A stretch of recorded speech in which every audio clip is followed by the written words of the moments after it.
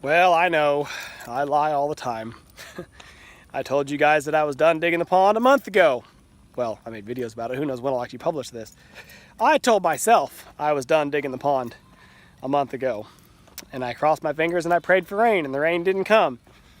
And so finally I decided, you know what? I'm going to keep digging the pond and make it deeper. And now they're calling for hurricanes. Woo-hoo-hoo. Tell you what, you want it to rain? Start digging a hole or wash your truck. Anyway, let me show you what it looks like now.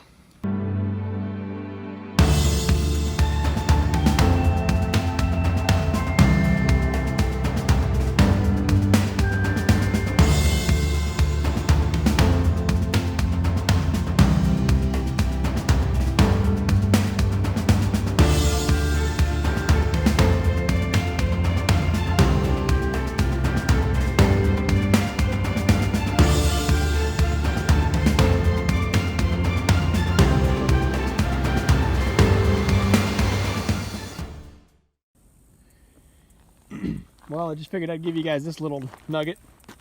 This was kind of a last minute decision that I wasn't really planning on, and then when I decided to do it, I've been so busy with it that I haven't even talked about it. But I think the last I showed you was I was going along the front edge of the pond right through here and grading it all back because I thought that was all I was going to get. But then it dawned on me a week or so ago that on the, what is effectively the southeast end of my pond, over here, I realized that I could bust a ramp down and I could get down in the pond.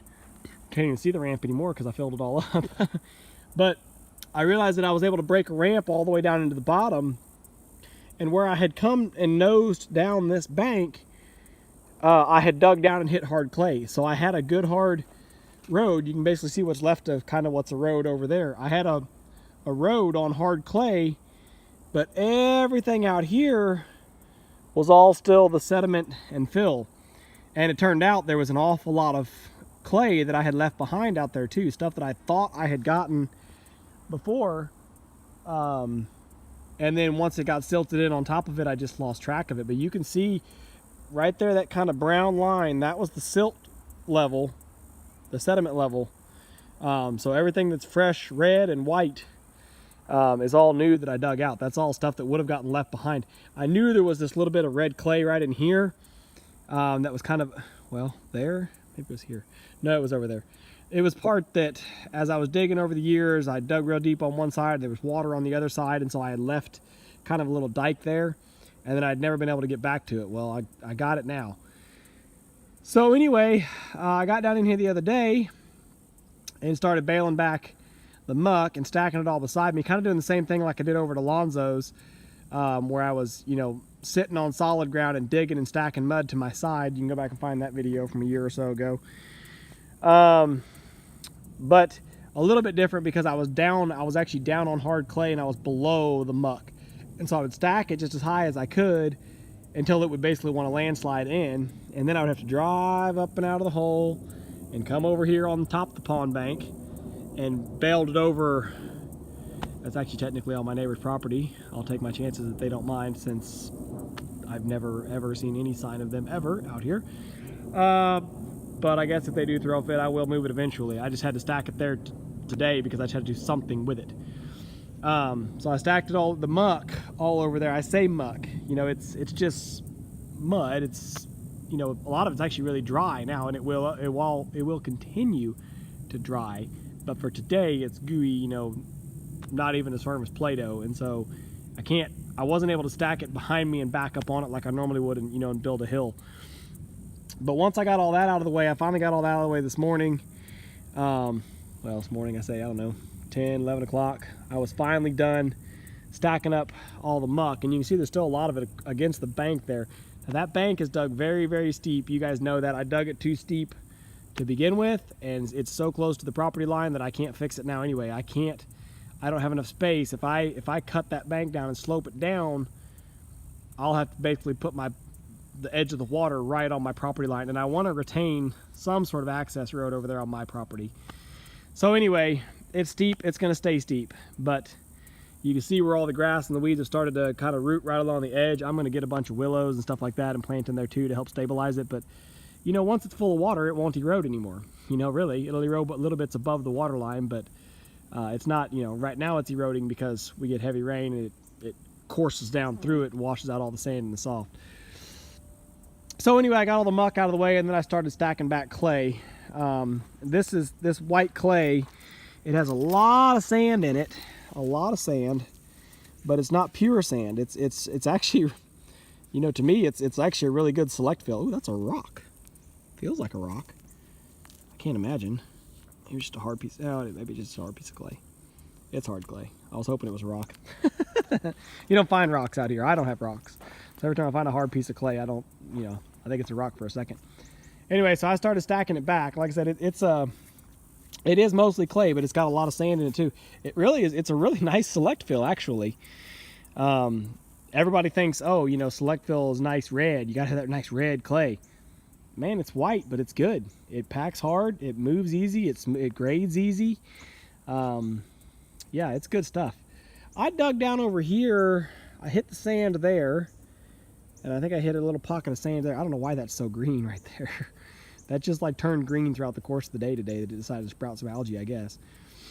I guess I should mention my 5-gallon bucket. That's there for reference, just to give you guys an idea of how deep this hole is now. It's every bit of back down to at least 20, if not 25 feet deep, back down to that bucket. Over here, I was digging down. I was trying to hit the sand and find it, and I never really found the clean sand, because when I hit the sand, it's like yellowish color, almost like the color of the water. Whereas the sandy clay on top is white, and then it kind of hits the mottled red. Here I got in some really nice soft pink stuff that I really like. This stuff, when you get it damp, it's like modeling clay. It's really nice stuff, but just a little pocket of it there. Yeah, anyway, so I baled all of this back as much as I could today, and I've got it all at least now up and out of the bottom of the pond. And so now tomorrow I've got to bale back. That's kind of mucky stuff. I've got to bale it back out of the way, and then I'll drive back out here on this, and I'll start to pull all this back up and out. I'm trying to get it all up out of the hole as much as I can. I mean, I've recovered a heck of a lot today. That, you know, God forbid we get a big rain and this hole fills up overnight. Everything I dug, we'll say, you know, that's still a hole that's 6-8 feet deep, and I would still have a lot of clay up here on top that I could still get. But they're saying, you know, I mean, not really saying, there are 2 hurricanes in the Gulf of Mexico right now. I was hoping that both of them would come and hit us and dump a bunch of rain and fill this hole up overnight, but I don't know. You know, they can never make up their mind until the dang thing makes landfall. It looks like Marco's going to hit New Orleans at this point and then flip west, but they're showing it's pretty much going to fizzle out as soon as it hits land, and we'll be lucky to get an inch or 2 of rain out of it. But Laura, who knows? It's supposed to also hit to the east of us, and so we'll be on the clean side. It might not get a whole lot out of that either, but who knows? Things could always change. They could always keep shifting. Laura has been shifting west, so maybe she'll keep shifting west. And maybe Marco will change his mind overnight and he'll switch left too, but I don't think so at this point. So tomorrow is going to be my last day. Probably it's supposed to rain potentially sometime Tuesday. But tomorrow, it's first day of school, so I'm going to have to drive the bus in the morning. But just as soon as I can get off the bus and get home, I'm going to be back in here baling all this up and out and try to get as much out as I can. I've got diesel, I've got oil, I've got work to do. So anyway, I just want to kind of show you guys the in progress. Like I said, you can't even see my ramp. Maybe I could walk over there and you can at least just see the the tracks. Oh, I always say I'm going to put pictures in here in the video, and then I always forget to. But I got some pretty cool pictures of the ramp. It was a very long ramp and very steep. It was steep enough that I had to pull myself up and out of it. It was actually kind of gentler at the top, and then when you got down lower, which of course lower, this is all buried, but when you got down towards the bottom, it dropped off even steeper. So anyway, there's where my ramp was, right here. Boop. And it went all the way down. Like I said, I was in the excavator for easily 8 hours today, which I'm not complaining. I got myself out of bed early and actually got to work. I was in the excavator by 7 and I didn't get out till noon. Like, did not get out of the machine. And then came in, ate a quick lunch, was back in it at 1 and back to work, which is good. That's probably one of the longest days I've ever spent in the excavator, but I'm happy with that. Got a lot done. So anyway, there's one of my water line markers here. I'm trying to work around it and keep it where the plastic tab is at, right there at the soil level. That's what I surveyed out to be the water level. So I'm trying to keep that one. And there's one more right there. Yeah, right there on the tip of my finger. You see a little gray line. One more over there. So I'm kind of using those two as my go-between. I had one set here in the middle, but I had to pull it because or else I would have buried it. Oh, so yeah. Last ditch scramble to deepen the pond. I wish I'd been able to make it deeper over there in front of the island. That kind of filled in a little bit. There's water over there, but that water's not but 6-8 inches deep maybe. It's just kind of sitting on the surface. But whatever, it'll be good to have a good deep spot somewhere in it. I'm just happy to have a big pond. This thing will hold a lot of water. Hopefully we will never have any water issues if we ever get in a catastrophic drought and our well tries to dry up. Hopefully this pond will keep us going. It's gonna be deep, hold a lot of water, hold a lot of fish, and be able to do a lot of swimming. Anyway, if I get a chance, I'll show you guys an update at the end here, but I just wanted to show you kind of the in progress while I thought of it. Yeah, big change on the pond, and maybe the last one I get to make. Well, all right, here's your grand reveal, I guess, at least for the dirt work. I'm gonna try to throw some hay on it here before the rain starts. Oh shoot, I should have cut that down. There's that little high spot right there. I'm gonna have to get the tractor and the box blade and try to blade out a couple of high spots, but anyway, there's all the material that I recovered. That's quite the pile. That's all stuff. All of that is stuff that I was originally gonna leave in the bottom of the pond, as well as all of that over there on the far bank. So I got a ton more dirt out than I was planning. But this is, you know, yesterday I showed you guys how I had it all kind of heaped up in here, all that loose stuff I'd bailed out.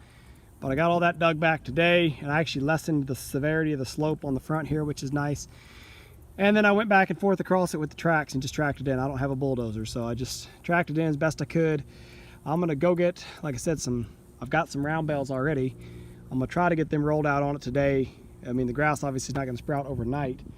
But if I can get the hay bales at least rolled out to kind of create a little bit of, you know, fabric, a little bit of fiber to try to minimize erosion, that's kind of the goal. So anyway, I'm gonna go inside for now, grab some lunch, and see if after lunch, if I have time, or probably not. I probably gotta get back on the bus. So I think it's like 1:30 or 1:40 right now.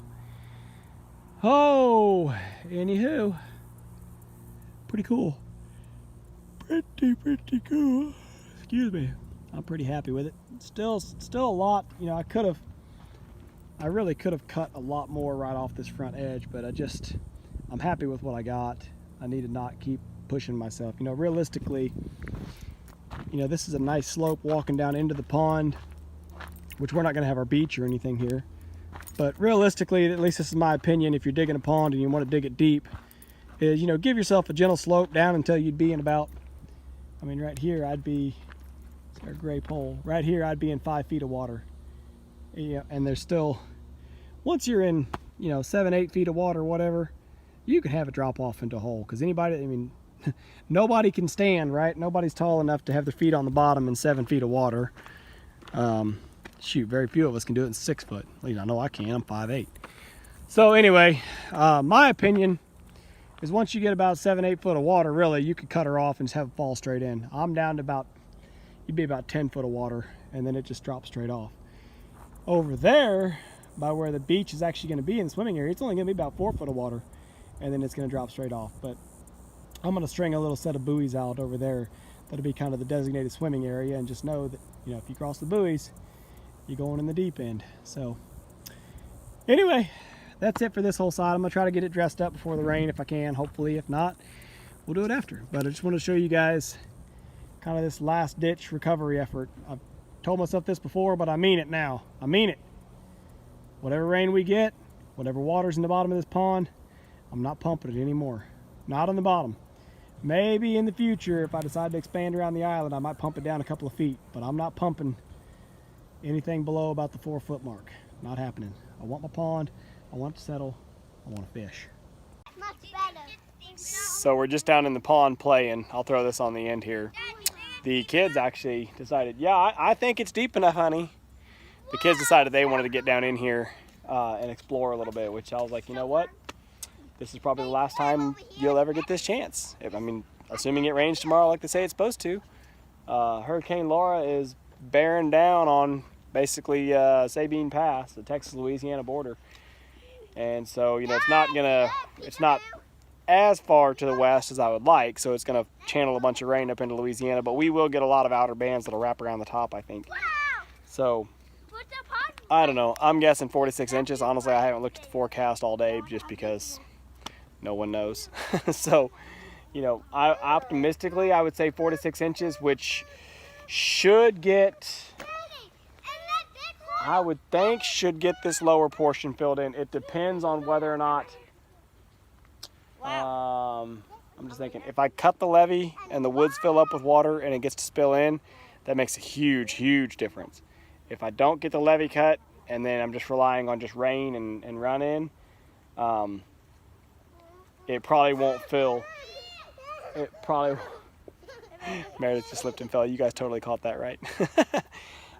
If it just has to run in based off the yard and the gutters on the house, I don't know that it would even fill this bottom part. I mean, it'd be enough water that, you know, you can't walk around in here, maybe waist deep, but it's just crazy the scale of this, honestly. You know, and I think it's hard probably even for you guys to see, but when I'm sitting up in Rosie digging on this, it looked like I was just digging down, you know, a couple of feet, but honestly, I'm standing here.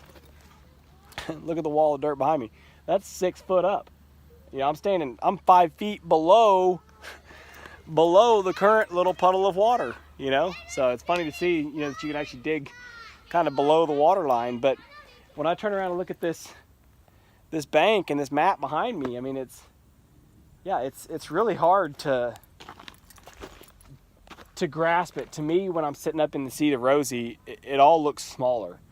And then when you get down in here in it and you just imagine yourself underneath the 16, 17 foot of water, and it's like, oh yeah, that's a pretty deep hole. And I'm horrible with my depth control. I was digging out in here, and you know, as I went backwards, I was getting piled up, you know, on a hill. And I thought that I was keeping it pretty level, but honestly, I've dug down.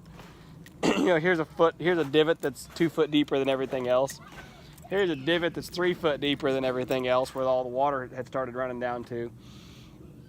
And then it kind of starts to slope back up over there. I get shallower and shallower until I actually went straight up with it. But, you know, in the end, it doesn't matter. It's going to fill up.